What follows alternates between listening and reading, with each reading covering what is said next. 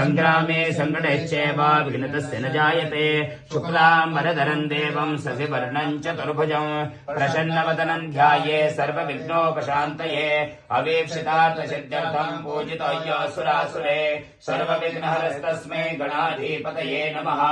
सर्वमङ्गलमाङ्गल्ये शिवे सर्वार्थसाधिके शरण्ये त्र्यम्बके गौरी नारायणी नमोऽस्तुते। तदेव लग्नं सुदिनं तदेव ताराबलं चन्द्रबलं तदेव विद्याबलं देवबलं तदेव लक्ष्मीपते स्तेन्द्रियुगं स्मरामि।